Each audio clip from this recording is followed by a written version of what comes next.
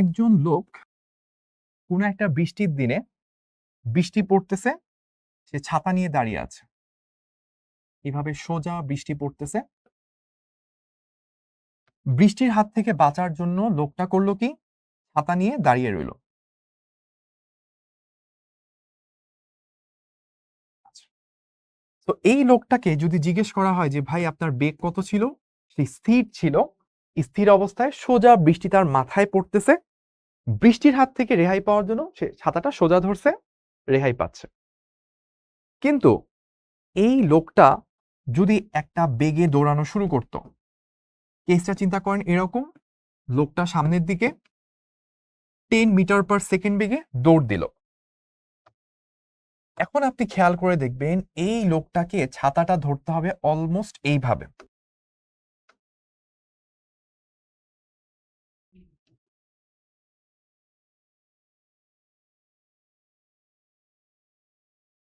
কেননা এখন তার গায়ে বৃষ্টিটা পড়বে এই রকম ভাবে। তো যেই আমি একটু আগে সোজা ছাতা ধরলে বৃষ্টির হাত থেকে রেহাই পেতাম, দৌড়ানো শুরু করার কারণে কেন আমার ছাতাটাকে বাঁকিয়ে ধরা লাগতেছে? আরেকটু যদি খেয়াল করি তাহলে দেখব যে আমি স্পিডটা যদি আরো বাড়াই 10 মিটার পার সেকেন্ড বেগের জায়গায় 20 মিটার পার সেকেন্ড বেগ, তখন ছাতাটাকে আরো বেশি বাঁকায় ধরতে হবে। আমি যদি বেগ আরো বাড়াই 30, 40, 50, ছাতাটাকে তত বেশি বাঁকিয়ে ধরা লাগবে। প্রশ্ন হচ্ছে কেন? আমাদের 2 নাম্বার কেসটা হচ্ছে গাড়ি নিয়ে। আপনি চিন্তা করলেন আপনার কাছে 2টা গাড়ি আছে। একটা হচ্ছে এ গাড়ি, আরেকটা হচ্ছে বি গাড়ি। তো এ গাড়িটা যাচ্ছে 10 মিটার পার সেকেন্ড বেগে, বি গাড়ি যাচ্ছে সেটাও 10 মিটার পার সেকেন্ড বেগে। 19 থেকে আপনারা জানেন যে 2টা গাড়ি যদি একই বেগে পাশাপাশি যেতে থাকে, এর কাছে মনে হবে বি স্থির আছে, আর বি গাড়ি থেকে কেউ যদি দেখে তার কাছে মনে হবে এ গাড়িটা তার সাপেক্ষে স্থির আছে। কিন্তু ভাইয়া যদি কেসটা ডিফারেন্ট হইতো, অর্থাৎ যদি এমন হইতো যে তারা হচ্ছে পরস্পর মুখোমুখি দিকে আগাচ্ছে, এই হচ্ছে এ, বি, এটা যাচ্ছে 10 মিটার পার সেকেন্ড বেগে, এটাও যাচ্ছে 10 মিটার পার সেকেন্ড বেগে। এখন যদি জিজ্ঞেস করা হয় যে ভাইয়া এর কাছে বি এর বেগ কত মনে হবে, বা বি এর কাছে এর বেগ কত মনে হবে, অ্যান্সারটা এখন হয়ে যাবে 20 মিটার পার সেকেন্ড। যদি ভাইয়া এই কেসটা চলে আসে, এ গাড়ি, বি গাড়ি, তো এটা যাচ্ছে ধরলাম 10 মিটার পার সেকেন্ড বেগে, এটা একটু চেঞ্জ করে দিই, ধরলাম 6 মিটার পার সেকেন্ড বেগে। এখন যদি জিজ্ঞেস করা হয় যে ভাইয়া এর কাছে বি এর বেগটা কত মনে হবে, 10 প্লাস 6 16 মিটার পার সেকেন্ড মনে হবে। বা যদি জিজ্ঞেস করা হয় বি এর কাছে এর বেগ কত মনে হবে, exactly same 16 metre per second মনে হবে। তো এইখান থেকে আপনি একটা জিনিস অলরেডি ধরে ফেলছেন যে ভাইয়া একই দিকে যদি যায় তাহলে বিয়োগ হয়, 10 মাইনাস 10 0, স্থির মনে হচ্ছে। আর অপোজিট দিক থেকে যদি আসে তাহলে ব্যাপারটা যোগ হয়ে যায়, 10 প্লাস 10 20, বা 10 প্লাস 6 16। তো এইবার যারা বুদ্ধিমান তাদের মাথায় একটা কোশ্চেন আসতেই পারে, ভাই আপনি তো শুধু একই দিকে অথবা বিপরীত দিকে নিছেন, কিন্তু যদি অ্যাঙ্গেল করে 2টা গাড়ি পরস্পরের দিকে আসতে থাকে, অর্থাৎ ঘটনাটা যদি কখনো এই পর্যায়ে চলে যায় যে ভাই আমার এই দিকে একটা রাস্তা আছে, আবার আমার এই পাশে আরেকটা রাস্তা আছে, এই রকম সিনারিও যদি কখনো তৈরি হয়, তখন চিন্তা করেন তো, ধরলাম এই দিকে একটা গাড়ি আছে, এইটা হচ্ছে এ গাড়ি, ধরলাম যাচ্ছে হচ্ছে 10 মিটার পার সেকেন্ড বেগে। আবার আমি চিন্তা করলাম এই দিক থেকে একটা গাড়ি, ধরলাম বি গাড়ি, সে আসতেছে ধরলাম 12 মিটার পার সেকেন্ড বেগে, মাঝখানে একটা অ্যাঙ্গেল দিয়ে দিলাম 30 ডিগ্রি। এখন যদি ভাই আপনাকে জিজ্ঞেস করে যে এর কাছে বি এর বেগটা কত মনে হবে, বা বি এর কাছে এর বেগটা কত মনে হবে, অ্যান্সার কি ভাইয়া 10 মাইনাস 12 বা 12 মাইনাস 10 2 এরকম মনে হবে, নাকি 10 প্লাস 12 22 মনে হবে? যারা অলরেডি ফিল করতে পারতেছেন তারা নিশ্চয়ই বুঝতে পারছেন এখানে 2ও হবে না, 22ও হবে না, অন্য কিছু একটা হবে। সো অন্য কিছু একটা কি হবে? এটা হচ্ছে আমাদের সেকেন্ড কোশ্চেন। আমার 3 নাম্বার প্রশ্ন, ধরলাম একটা ছাদ থেকে একটা ফ্যান ঝুলে আছে।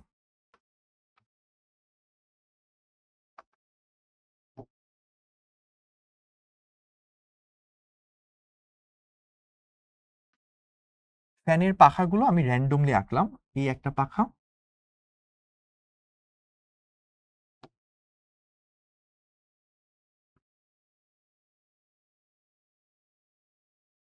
সো এই ফ্যানের পাখাগুলো এইভাবে ধরেন ঘুরতেছে। আপনি যদি নিচ থেকে দাঁড়ায় অবজার্ভ করেন, এই ফ্যানের ঠিক নিচে যায় দাঁড়ান, তাহলে আপনি যেটা দেখতে পাবেন সেটা হচ্ছে ফ্যানটা আপনার উপরে আছে, আপনার কাছে মনে হবে ফ্যানটা অ্যান্টি ক্লকওয়াইজ ঘুরতেছে। খেয়াল করেন পজিশনটা কি, উপরে ফ্যান, নিচে আপনি তাকায় আছেন। আপনি দেখবেন ফ্যানটা যখন ঘুরে, অলওয়েজ ফ্যানটা অ্যান্টি ক্লকওয়াইজ দিয়ে ঘুরে আপনার শরীরকে বা আপনার রুমটাতে বাতাস দিচ্ছে। যদি ভাইয়া ফ্যানটা অ্যান্টি ক্লকওয়াইজ না ঘুরে ক্লকওয়াইজ ঘুরতো, আপনি যে কোনো ফ্যানের নিচেই দাঁড়াবেন, দেখবেন ওই ফ্যানটা যখন বাতাস দিচ্ছে ওটা অ্যান্টি ক্লকওয়াইজ ঘুরতেছে। বা আপনি যদি একটা টেবিল ফ্যানের সামনে যায় দাঁড়ান, দেখবেন টেবিল ফ্যান মুখ বরাবর যদি আপনি ধরেন, দেখবেন টেবিল ফ্যানটা আপনার মুখ বরাবর অ্যান্টি ক্লকওয়াইজ দিকে ঘুরতেছে। মনে কোশ্চেন হয় না যে সবগুলো কেন অ্যান্টি ক্লকওয়াইজই ঘুরতে হচ্ছে? ক্লকওয়াইজ ঘুরলে কি হইতো? ক্লকওয়াইজ দিকে যদি ঘুরতো, তাহলে ওই ফ্যানটা আপনার বডিতে বা আপনার রুমে বাতাস না দিয়ে উপরে সিলিং বা ছাদের দিকে বাতাস দেওয়া শুরু করতো। এবং এক্স্যাক্টলি এই ঘটনাটাই কিসে হয় বলেন তো? আপনার কি এক্সজস্ট ফ্যানের নাম শুনছেন? কিচেন রুমে বা অনেক সময় অনেক বড় স্পেসে এক্সজস্ট ফ্যান ইউজ করা হয়। তো ওইখানে দেখবেন আপনার ফ্যানটা অ্যান্টি ক্লকওয়াইজ ডিরেকশনে ঘুরে না, সেখানে আপনি যদি ওটার মুখ বরাবর দাঁড়ান, দেখবেন ওটা ক্লকওয়াইজ ডিরেকশনে ঘুরে বাতাসটাকে বাইরের দিকে নিয়ে যাচ্ছে। তো ডিরেকশনের সাথে এই বাতাস নিচে দেওয়া, উপরে দেওয়া, ভিতরে দেওয়া, বাইরে দেওয়া, এইটার কি relation? That's my third question. চলে যাব আমার 4 নাম্বার প্রশ্নে। আপনি যদি খেয়াল করেন, যখন আমরা সোজা রাস্তা বরাবর আগাই, ধরেন সোজা রাস্তা বরাবর সাইকেল যাচ্ছে, এইটাকে আমি এইভাবে প্রকাশ করলাম। একটা সাইকেল যখন সোজা রাস্তা বরাবর চলে তখন সেইভাবে সোজা যেতে থাকে। কিন্তু কখনো যদি রাস্তাটা বেঁকে যায়, ধরেন রাস্তাটা সোজা যেতে যেতে এইভাবে বাঁক নিছে, তো বাঁক নেওয়া জায়গায় যদি আপনি খেয়াল করেন, তখন কি ভাইয়া সাইকেলটা সোজা যায় নাকি একটু বেঁকে যায়? আপনি এই সাইকেলটাকে একটু ড্র করেন, দেখবেন তখন সে মাটির সাথে একটা অ্যাঙ্গেল করে থাকবে। এই কেজে ড্র করেন, সে একদম মাটির সাথে লম্ব বরাবর চাকাটা আছে। কিন্তু এই কেজে যদি আপনি খেয়াল করেন, তখন দেখবেন সে উলম্বের সাথে একটা অ্যাঙ্গেল করে থাকবে। একটু আগে সে একদম উলম্ব বরাবর ছিল, যখন সে সোজা রাস্তায় সাইকেলটা যায় তখন সে একদম উলম্ব বরাবর থাকে, মাটির সাথে 90 ডিগ্রিতে চাকাটা থাকে। কিন্তু যখন একটা রাস্তা বাঁক নিতে হয় বা মোড় নিতে হয়, তখন দেখবেন সাইকেল বা হুন্ডা সে স্পিড কমায় ফেলে এবং একই সাথে তার বডিটাকে একটু হেলে দেয়, একটু বাঁকায় ফেলে। এটা আরো ভালো ফেস করবেন বা ভালো ফিল করবেন যখন আপনি বিভিন্ন বাইক বা সাইকেল রেসিং যে কম্পিটিশনগুলো সেগুলো যদি খেয়াল করেন, লাইক অলিম্পিকে মোটোজিপি রেসিং হয়, ওই সকল ক্ষেত্রে দেখবেন বাইকাররা নিজের বডিকে বাঁকাতে বাঁকাতে মোড়ের দিকে এত বেশি বাঁকায় যে তাদের পাটা প্রায় মাটির সাথে টাচ করে থাকে। সো কেন ভাইয়া বাঁক নেওয়ার সময় তার বডিটাকে বাঁকায় ফেলতে হবে? বা সাইকেল বা বাইককে যদি বাঁকাইতেই হয়, তাহলে গাড়ি, 4 চাকার যে জিনিসপাতিগুলো, গাড়ি, ট্রাক, রিক্সা, ওদেরকেও তো বডি বাঁকায় ফেলা উচিত ছিল। ওদের তো বাঁকানো লাগে না। তাহলে সাইকেলকে যদি বাঁকতে হয়, গাড়ি কেন বাঁকা লাগে না? গাড়িগুলো বা ট্রাকগুলো বা রিক্সাগুলো কিভাবে হচ্ছে না বেঁকে ওই মোড়টা বাঁক নিতে পারতেছে? এই রহস্য আমরা কিভাবে সমাধান করব সেটা হচ্ছে 4 নাম্বার। চলেন আরো অনেকগুলো রহস্য আছে। 5 নাম্বার আমরা একটু খেয়াল করি। একটা বস্তু উপরের দিকে আপনি নিক্ষেপ করলেন, ধরলাম 10 মিটার পার সেকেন্ড বেগে। একটা নির্দিষ্ট হাইট পর্যন্ত যে সে আবার ব্যাক করবে।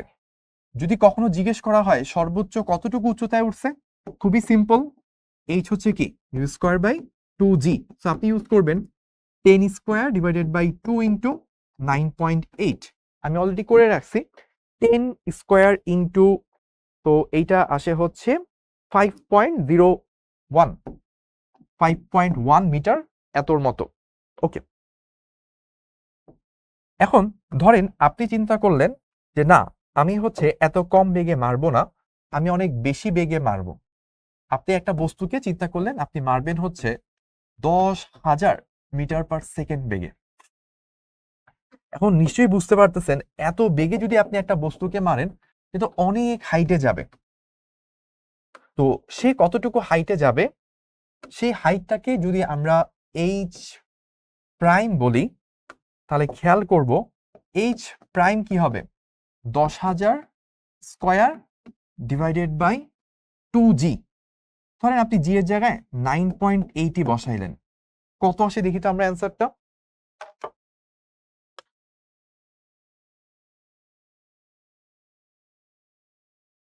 আমাদের অ্যান্সারটা চলে আসছে 5,102 কিলোমিটার। দেখেন পৃথিবীর ব্যাসার্ধ যদি চিন্তা করি 6,400 কিলোমিটার, এটা প্রায় পৃথিবীর ব্যাসার্ধের সমান বড়। তো এইটা কতটুকু হাইট, মানে একটা 5তলা বিল্ডিং যদি আপনি চিন্তা করেন, একটা 5তলা বিল্ডিং প্রায় 20 মিটারের মতো। আপনি যদি 20 দিয়ে ভাগ দেন তাও প্রায় হচ্ছে অ্যান্সারটা যেটা আসে আমরা এইভাবে বলতে পারি 255,102।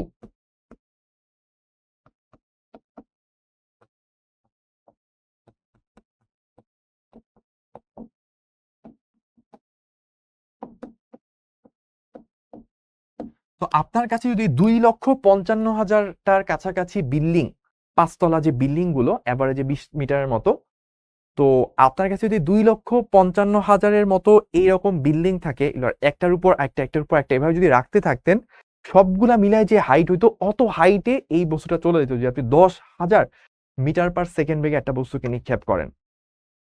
তখন একটা কোশ্চেন আপনার মাথায় চলে আসতে পারে যে ভাই এত উঁচুতে যখন আমি চলে যাব তখন তো আর জি এর মানটা 9.8 থাকবে না, কারণ আমরা জানি পৃথিবী পৃষ্ঠ থেকে যত উপরে যায় জি এর মান কমতে থাকে, GM by R plus H square. তবে আপনি তো এখানে 9.8 ইউজ করছেন, তার মানে এটা হবে না। তো আমি যখন উপরে যাব জি এর মানটা আসলে কিভাবে হইতে থাকবে, বা এই সূত্রের মধ্যে কোথায় চেঞ্জ আসবে, কিভাবে আসলে আমি বের করব কত উচ্চতায় বস্তুটা যাবে। এইটা হচ্ছে আমাদের 5 নাম্বার প্রশ্ন।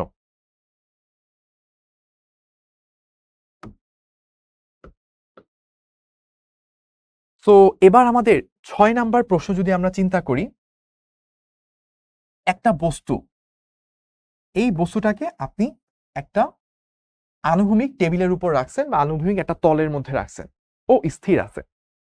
আপনি করলেন কি, এটাকে একটু বাঁকা করলেন, ঠিক আছে, একটু বাঁকা করলেন, এখনো কি এই বস্তুটা দেখা গেল এই তলের উপরেই আছে। আপনি যদি আরেকটু বেশি বাঁকা করেন বা একটু বেশি আনত করেন, তখন দেখা যায় এই বস্তুটা এবার নিচের দিকে পড়তে শুরু করেছে। সো কেন একটা বস্তুকে যখন আমি সোজা রাখি সে তো স্থির থাকবে স্বাভাবিক, বাঁকা করা শুরু করলে, একটু বাঁকা করলেই কেন সে পড়ে না, একটা নির্দিষ্ট অ্যাঙ্গেলে যাওয়ার পরেই কেন সে বাঁকতে শুরু করে। এটা ছিল আমার 6 নাম্বার প্রশ্ন। 7 নাম্বার প্রশ্ন বৃষ্টি নিয়ে। বর্ষাকালে আমরা সবসময় বৃষ্টি দেখে থাকি। চিন্তা করেন তো, একটা আমরা যখন দেখি যে বৃষ্টি হচ্ছে, তো বৃষ্টি যে পানির ফোঁটাগুলো এটা আসলে মাটি থেকে কত হাইটে তৈরি হয়, এটা প্রায় 1 কিলোমিটারের কাছাকাছি হাইট থেকে শুরু করে 20 কিলোমিটার পর্যন্ত হাইটেও বৃষ্টিটা তৈরি হইতে পারে। তো আপনি একটু চিন্তা করেন, যদি মাটি থেকে 20 কিলোমিটার হাইটে, মাটি থেকে ধরেন 20 কিলোমিটার হাইটে বৃষ্টি তৈরি হইল, বৃষ্টির কণাগুলো পড়া শুরু করলো ধরলাম সর্বোচ্চ 20 কিলোমিটার হাইট থেকে। এখন 20 কিলোমিটার হাইট থেকে যখন বৃষ্টির কণা পড়া শুরু করছে, এখানে ধরলাম তার আদি বেগ 0। যখন সে মাটিকে আঘাত করবে তখন তার বেগ কি হবে ইউ প্লাস জিটি। তাহলে কত আসে 0 প্লাস, সরি আমরা এই ফর্মুলা দিয়ে করতে পারবো না, আমরা এটা দিয়ে করতে পারবো V square equals V square plus 2gh। V কত আসবে √2 into 9.8 into 20 kilometre, that means 10⁻³ গুণ হবে। তো আমরা যদি একটু বের করি এটার মানটা কত আসে, এটার মান আসে হচ্ছে 626 মিটার পার সেকেন্ড। তো আমরা এই মানটা একটু কেয়ারফুলি চিন্তা করি যে এটা আসলে কি মান আসলো আমাদের, 626 মিটার পার সেকেন্ড। তো একটা বন্দুকের গুলি চিন্তা করেন, বন্দুকের গুলির বেগ এটা অ্যাপ্রক্সিমেটলি 800 মিটার পার সেকেন্ড। তাহলে চিন্তা করেন আমরা যদি ওই হাইট থেকে একটা বৃষ্টির কণাকে ছেড়ে দিই, সে মাটিকে আঘাত করতে করতে তার বেগটা প্রায় 626-এর কাছাকাছি হয়ে যাওয়ার কথা, যেটা কিনা একটা গুলির বেগের কাছাকাছি। এমন অনেক গুলি আছে যেটা 600-র কম বেগে চলে। তাহলে চিন্তা করেন তো গুলিকেও অনেক বড় কিছু না, অনেক ভারী কিছু না, ছোট্ট একটা বস্তু, ছোট্ট একটা লোহার টুকরা, কিন্তু এটার স্পিড এত বেশি থাকে ফলে সেটা বুক চিরে ভেদ করে হৃৎপিণ্ডের ভিতর ঢুকে মানুষকে মৃত করে ফেলে। তাহলে বৃষ্টির পানি যতই ছোট হোক না কেন, পানির কিন্তু ভালোই ভর আছে। লোহার ভর কত আর পানির ভর কত, বা লোহার ঘনত্ব পানির ঘনত্ব যদি তুলনা করেন তাহলে দেখবেন যে পানি আসলে অনেক হালকা কিছু না, পানিও কিন্তু ভারী একটা জিনিস। পানি যে ভারী আপনি বুঝতে পারবেন, একটা বালতি যদি আপনি খালি হাতে ধরেন আপনার তেমন ভার নাই, কিন্তু ওই বালতি যদি আপনি পানি দিয়ে ফিল আপ করে তখন মুভ করতে যান তখন বুঝবেন যে পানিরও আসলে কত বেশি ওজন আছে। তাহলে ওই পানির ফোঁটা যখন এত হাইট থেকে এসে নিচে নামবে, এত হিউজ স্পিডে যদি মানুষকে আঘাত করে, তাহলে তো এমন হয়ে যাওয়াটাই স্বাভাবিক ছিল যে মানুষের হাতের মধ্যে বৃষ্টি পড়বে, হাত ফুটো করে ওই পাশ দিয়ে হচ্ছে বৃষ্টির ফোঁটা বের হয়ে যাবে। কিন্তু বাস্তবে কি আমরা সেটা দেখি? বা বৃষ্টির ফোঁটা যখন আমাদের গায়ে পড়ে আমাদের কি খুব বেশি আঘাত ফিল হয়? ফিল হয় না। কারণ আল্লাহ পাক যখন উপর থেকে বৃষ্টিকে ছাড়ে তখন বৃষ্টিটা যত নিচে নামতে থাকে তার বেগটা বাড়তে বাড়তে আকাশে মাঝামাঝি একটা হাইট নামার পর তার বেগটা ফিক্স হয়ে যায়, ওই বেগটা আর বাড়ে না, ওই বেগটা একটা ফিক্স বেগ নিয়ে সে নিচে নামতে থাকে। প্রশ্ন হয় না যে ভাই কেন হচ্ছে বেগটা থেমে যায়, কেন হচ্ছে বেগটা এরকম নর্মাল সূত্রের মতো করে কাজ করে না? তো এই জিনিসটা হচ্ছে আমাদের 7 নাম্বার রহস্য। আমরা পরের রহস্যটাতে যাব যেটা কিনা আমার 8 নাম্বার রহস্য। আপনি চিন্তা করলেন আপনার সামনে একটা মাঠ আছে, আপনার হাতে একটা বল আছে, আপনার টার্গেট এই রকম কোনো একটা প্লেস, এটা ধরলাম আপনার হাত থেকে প্রায় 50 মিটার দূরে। তো এখন আপনার টার্গেট হচ্ছে কি, আপনার টার্গেট হচ্ছে এটাকে এমন একটা বেগে মারবেন, এমন একটা অ্যাঙ্গেলে মারবেন যেন এটা ঠিক এক্স্যাক্টলি যায় ওই জায়গায় পড়তে পারে। তো কি এমন কি কোনো রেশিও আছে, এমন কি কোনো ফর্মুলা আছে যে কত বেগে কত কোণে মারলে ঠিক এক্স্যাক্টলি ওই পয়েন্টকে টার্গেটেড 50 মিটার দূরের বিন্দুকে যেই আঘাত করবে? সেটা কি আদৌ পসিবল? হলে সেটার ওয়েটা কি, সেটার পিছে সায়েন্সটা কি, সেটা হচ্ছে আমাদের 8 নাম্বার প্রশ্ন।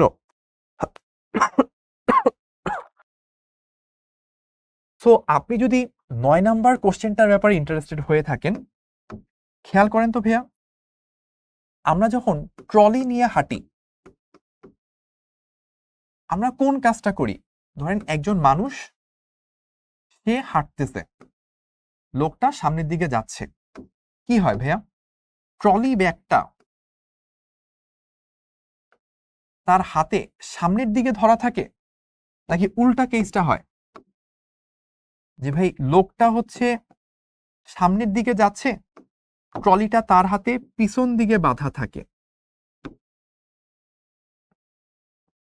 কোন কেসটা হয়? আমরা জানি এই কেসটা আমরা দেখি যে লোক যখন সামনে আগায় সাধারণত ট্রলিটা পিছনে যদি নিয়ে দাঁড়ায়, পিছন করে করে যদি আসতে থাকে তাহলে ইজিলি এটাকে মুভ করানো যায়, সামনে ঠেলে ঠেলে নেওয়া যায়, কিন্তু এটা বেশি কষ্টকর এবং খুব কম মানুষই এভাবে সামনে ধাক্কা দিয়ে দিয়ে নেয়। তাহলে এটা কোশ্চেন আসতে পারে না যে ভাইয়া কেন হচ্ছে পিছন থেকে টানলে এটা ইজি, সামনে দিয়ে ঠেললে কেন এটা টাফ, কেন এটা কঠিন হয়? কেন এটা কষ্টটা বেশি হয়।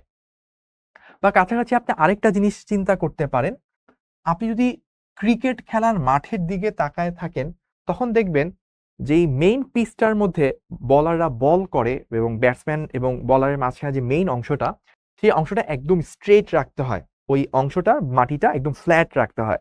তো যদি কোনো উঁচা নিচা থাকে এটাকে সমান করার জন্য একটা মোটামুটি এই শেপের একটা সিলিন্ডার আকৃতির ভারী বস্তু, এটাকে লন রোলার বলা হয়, এটাকে বলে লন রোলার। সো এইটাকে যখন কাজ করা হয় তখন যেটা হয় যে কোনো একজন লোক হাত দিয়ে টানতেছে,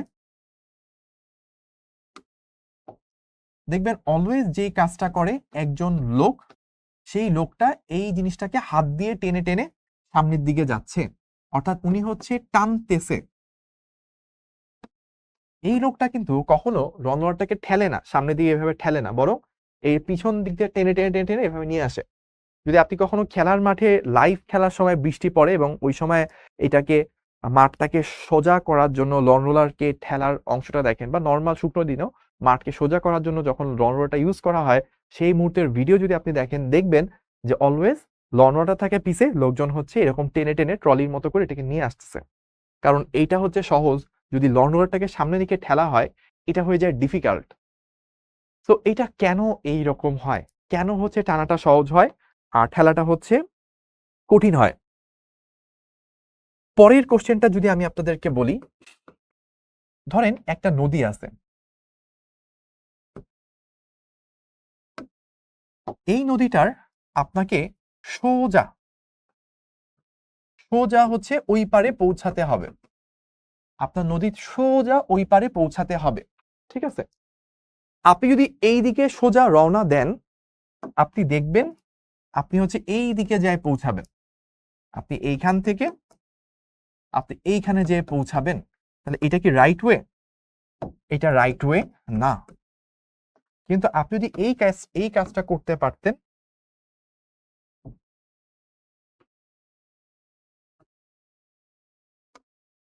আপনি যদি একদম সোজা রওনা না দিয়ে এদিকে রওনা দিতেন, তাহলে দেখতেন আপনি একটু পর ঠিক এই জায়গায় এসে পৌঁছাইছেন, আপনি চলে যেতেন সোজা এই বরাবর। তো কেন আমাকে সোজা যেতে হইলে সোজা রওনা না দিয়ে এই দিকে বা দিকে কেন রওনা দিতে হয়? এটা 10 নাম্বার প্রশ্ন। আমার হাতে আরো অনেকগুলো প্রশ্ন ছিল, কিন্তু সবগুলো আমি আজকে বলবো না। তো আমি আরেকবার খুব দ্রুত একটু কোশ্চেনগুলো আপনাদের মাথায় দিয়ে আসতেছি।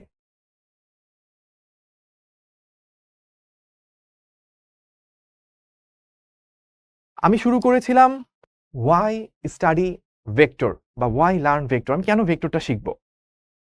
তো ফিজিক্সের যাত্রা বা হাতে খড়ি ইন্টারমিডিয়েটের জন্য শুরুই হয় হচ্ছে ভেক্টর দিয়ে। যখন সালটা ছিল 2017 কি 18, তখন আমি প্রথমবার ক্যামেরার সামনে দাঁড়ায় প্লেলিস্ট বানানোর জন্য ক্যামেরার সামনে দাঁড়িয়েছিলাম। তো তখন আমার সামনে দুইটা অপশন ছিল, ফিজিক্সের ভয়াবহ দুইটা চ্যাপ্টার, একটা ছিল মডার্ন ফিজিক্স এবং আরেকটা ছিল সেমিকন্ডাক্টর ইলেকট্রনিক্স। আমাকে যখন বলা হয় দুইটার মধ্যে যে কোনো একটা চ্যাপ্টার রেকর্ড করার জন্য, তো আমি সেমিকন্ডাক্টর ইলেকট্রনিক্সকে চুজ করি এবং বলা হয় যে এই দুটা চ্যাপ্টার হচ্ছে ইন্টারমিডিয়েট ফিজিক্সের আনসলভ চ্যাপ্টার, বিকজ এখানে এমন কিছু টপিক আছে, এমন কিছু থিওরি আছে যেটা আসলে ইন্টারের নলেজ দিয়ে কভার করা পসিবল না। সো আমি সেই ডিফিকাল্ট টাস্কটা হাতে নিই, মেবি 2018 সালের ঘটনা, সেটা আজ থেকে 7-8 বছর আগে, এবং ওইটা আলহামদুলিল্লাহ কমপ্লিট করি। তো যখন 2025-এ আবার আমার রেকর্ড করার সময় আসে, আমি তখন চিন্তা করি যে আনসলভ যে দুইটা চ্যাপ্টার ছিল, যার মধ্যে একটা 2017-18-তে কমপ্লিট করা হয়েছিল, তো অপর যে রিমেইনিং চ্যাপ্টারটা মডার্ন ফিজিক্স, আজকের দিনে 2025-এ এসে এখনো পর্যন্ত বাংলাদেশে এমন একটাও প্লেলিস্ট নাই মডার্ন ফিজিক্সের যেখানে সেই আনসলভড জিনিসগুলো, সেই অজানা রহস্যগুলো এখনো সলভ করা হয় নাই আমাদের কোনো প্লেলিস্টে। সো আমি চিন্তা করেছিলাম যে সেই টপিকটার উপর প্লেলিস্ট বানানো যায় কিনা। বাট আমি চিন্তা করলাম ফিজিক্সের এই মডার্ন ফিজিক্স বা সেমিকন্ডাক্টর ইলেকট্রনিক্স এই জিনিসপাতিগুলো পড়ানো হয় হচ্ছে একেবারে সেকেন্ড ইয়ারের লাস্টের দিকে, যখন আর কয়দিন পরই বোর্ড পরীক্ষা বা অ্যাডমিশন, তখনকার সময় স্টুডেন্টের হাতে সেই পরিমাণ সময় থাকে না যে ফুল একটা চ্যাপ্টার খুব ডিটেলসে সময় দিয়ে পড়বে। তো ফিজিক্সের অজানা রহস্যগুলো অজানাই রয়ে যায়। আর জানা হয় না। তাই আমি চুজ করলাম এমন একটা চ্যাপ্টার যার নাম ভেক্টর। এই চ্যাপ্টারটাতে প্রত্যেকটা স্টুডেন্ট ইন্টারমিডিয়েটে যারা পড়বে, যারা কিনা একেবারে কোনো রকম জাস্ট পাস ফেল করে, কোনো রকমে জাস্ট পাস করে ইন্টারমিডিয়েট পাস করবে, তাদেরকেও যদি জিজ্ঞেস করি ভেক্টর পারো কিনা, বলবে হ্যাঁ ভেক্টর পারি। আবার যেই ছেলেটা বা যেই মেয়েটা বুয়েটে ফার্স্ট হবে, মেডিকেলে ফার্স্ট হবে, বা ঢাবির কমিউনিটি একদম প্রথম দিকে থাকবে, সেই স্টুডেন্টটাকেও যদি জিজ্ঞেস করি ভেক্টর পারো কিনা, সেও বলবে ভেক্টর পারি। বিকজ ফিজিক্সের হাতে খড়ি বা ফিজিক্সের এবিসিডি যাই বলি না কেন, সেটা হচ্ছে ভেক্টর। তাহলে এই ভেক্টরটা নিয়ে কেন এত স্পেশালিটি, কেন এত ডিসকাশন? বিকজ এই ভেক্টরটা কে কত ভালো পারে সেটা নির্ধারণ করে দিবে তার ফিজিক্সের জার্নিটা কত স্মুথ হবে, ফিজিক্স জার্নিটা সে কত কিছু শিখবে। সো আমি শরীফুল ইসলাম শুভ, পড়াশোনা বুয়েট থেকে, বুয়েট ট্রিপল ই 14 ব্যাচ, পড়াশোনা ইলেকট্রিক্যাল অ্যান্ড ইলেকট্রনিক্স ইঞ্জিনিয়ারিং এ। তো দীর্ঘদিন ধরে ফিজিক্স নিয়ে কাজ করার অভিজ্ঞতা। সো আমি আপনাদেরকে ভেক্টর পড়ানোর আগে 10টা কোশ্চেন করছি। 1 নাম্বার কোশ্চেনটা ছিল, বৃষ্টির দিনে স্থির অবস্থায় দাঁড়িয়ে থাকলে সোজা ছাতা না ধরে যখন আমি দৌড়ানো শুরু করবো বাঁকাভাবে কেন ছাতাটা ধরতে হয়, নালে কেন আমি ভিজে যাই? তারপর এখানে 2 নাম্বার কোশ্চেন ছিল, গাড়ির বেগটা বাঁকা রাস্তায় কিরকম মনে হবে? এরকম 1 2 3 4 করে আমি অনেকগুলো প্রশ্ন আপনাদের সামনে রাখছি, প্রায় 10টা প্রশ্ন। এবং এই প্রশ্নগুলো এই কারণে রাখা যে সবাই যখন এই ভেক্টরটা পড়া শুরু করে, আপনি শুরু করবেন স্কেলার কি ভেক্টর কি এটা দিয়ে, যে ভাই যাকে প্রকাশ করতে মান এবং দিক দুইটাই প্রয়োজন হয় তাকে ভেক্টর বলে, বা যার শুধু মান দিয়ে হয়ে যায় স্কেলার বলে। তারপর আপনি শিখবেন ভেক্টরের কিছু সূত্র, ভেক্টরের অনেকগুলো টাইপ, ডট গুণ, ক্রস গুণ, সবকিছু শিখবো। ভেক্টরটা পড়া হয়ে যায়, ফিজিক্সে আরো অনেক চ্যাপ্টার পড়া হয়ে যায়, বোর্ড পরীক্ষা দেওয়া শেষ, অ্যাডমিশনও শেষ। কিন্তু মানুষ এটাই জানে না এই ভেক্টর চ্যাপ্টারটা আমি কেন পড়লাম, কি পারপাস ছিল, কেন ফিজিক্স বইয়ের একদম প্রথম যাত্রাটা ভেক্টর দিয়ে শুরু করা হয়েছিল। ওই যে বলছিলাম যে কোনো রকমে ইন্টার লাইফটা পাস করবে বা হয়তো একটুর জন্য ফেল করছে, তাকেও যদি জিজ্ঞেস করেন সেও কিন্তু ভেক্টর চ্যাপ্টার পারে। যেই ছেলেটা বুয়েটে ফার্স্ট হবে, যেই মেয়েটা বুয়েটে ফার্স্ট হবে, মেডিকেলে ফার্স্ট হবে, সেও ভেক্টর চ্যাপ্টারটা পারবে। পার্থক্য এই জায়গায় যে ওই টপ লেভেলে পৌঁছাবে সে এই কাহিনীগুলো জানবে, ফিজিক্সের পিছনে রয়ে যাওয়া এই রহস্যগুলো সে ফিল করবে। সে ফিজিক্সকে শুধুমাত্র V equals to U plus a t, U দেওয়া এ দেওয়া টি দেওয়া সূত্রে বসাইলাম হয়ে গেল, মান তুললাম এ প্লাস পেয়ে গেলাম, এইভাবে সে ফিজিক্স পড়বে না। ফিজিক্স প্রত্যেকটা সেন্টেন্স, প্রত্যেকটা থিওরি সে ভিতরে ফিল করবে এটা একটা রহস্য, এই রহস্য আমাকে সলভ করতে হবে। এবং রহস্য যে বুঝে বুঝে সলভ করবে, যে কোনো অ্যাঙ্গেল থেকে, যে কোনো দিক থেকে, যে কোনো থিওরি হোক, যে কোনো কোশ্চেন হোক, যে কোনো ম্যাথ হোক, তাকে যখন করা হবে সে এটা নিজের রিয়েলাইজেশন থেকে অ্যান্সার করবে। সেটা যখন হবে তখন তাকে আর ওই পাস ফেল বা এ প্লাস পাওয়া লেভেলে থামানো যাবে না, তখন তার লেভেলটা হবে এই জায়গায়। তো ভেক্টর চ্যাপ্টারটা আমরা শিখব, কেন শিখব? এই ধরনের অসংখ্য রহস্য, এইটা সলভ করার যে টেকনিকগুলো আমাদের জানা দরকার, এর পিছনে যে গোপন জিনিসগুলো আছে সেগুলোই বেসিক্যালি আমাদেরকে ভেক্টর চ্যাপ্টারে শেখানো হবে। এইটা এই প্লেলিস্টের প্রথম ভিডিও। যখন এই প্লেলিস্টের শেষ ভিডিওর শেষ সেকেন্ডটা আপনি দেখা শেষ করবেন, তখন দেখবেন এই 10টা রহস্যের মধ্যে অনেকগুলো রহস্য আপনার সামনে অলরেডি উন্মোচন হয়ে গেছে, এবং বাদবাকি আনসলভড যে রহস্যগুলো আছে সেই রহস্যগুলো সলভ করার কিছু ক্লু আপনি পেয়ে যাবেন, এবং পুরাপুরি সলভ হবে আগামী 1.5 থেকে 2 বছর আপনার ইন্টারের যাত্রার মধ্যে দিয়ে। এই ভিডিওটা কাদের জন্য? যখনকার দিনে, যখনকার সময় দ্বারা ভাইয়া রেকর্ড করতেছি, আমার সামনে এইচএসসি 26 বা 27 ব্যাচ আছে, কিন্তু আমি টার্গেট নিছি আগামী 10 থেকে 20 বছর জুড়ে যারাই ইন্টারে ফিজিক্স পড়বে তাদের সকলকেই ভেক্টরের মধ্যে দিয়ে যেতে হবে, এবং সবাই যেন সেই 2025-26 সালের দিকে তৈরি হওয়া এই ভেক্টরের প্লেলিস্ট থেকে শিখতে পারে, শিখাতে পারে। সেজন্য এই প্লেলিস্টটা, এই প্লেলিস্টটা যদি আপনি বেনিফিট পেতে চান, এর মধ্যে ফার্স্ট কাজ যেটা করতে হবে সেটা হচ্ছে ক্লাস নোট করা, ক্লাসগুলো খুব ভালো করে বুঝে নোট করা 1 নাম্বার জিনিস। 2 নাম্বার জিনিস হচ্ছে 1 নাম্বার থেকে শুরু করে সিরিয়ালি ভিডিওগুলো দেখা। আপনি 1 নাম্বার ভিডিও দেখে 5 নাম্বার ভিডিও দেখলেন, তারপর আবার 3 নাম্বারটা দেখলেন, এটা করলে আপনি বুঝতে পারবেন না। এবং 4 নাম্বার হচ্ছে পুরো ভিডিওটা বা পুরো প্লেলিস্টটা একবার দেখার শেষে আপনাকে এটা আরেকবার পুরাটা রিভাইজ করা বা রিভিউ করা। যদি সেটা করতে পারেন তাহলে আপনি এখান থেকে বেশ ভালো পরিমাণ একটা বেনিফিট পেতে পারবেন। তো এই রহস্যগুলোর সমাধান সমাধান দিয়েই হচ্ছে এই ভেক্টর চ্যাপ্টারের যাত্রা শুরু হবে। সো ভেক্টরের এই আনসলভড রহস্যগুলো বা ফিজিক্সের আনসলভড রহস্যগুলো সমাধানের এই মহান যাত্রায় আপনাদের সকলকে জানাচ্ছি অভিনন্দন।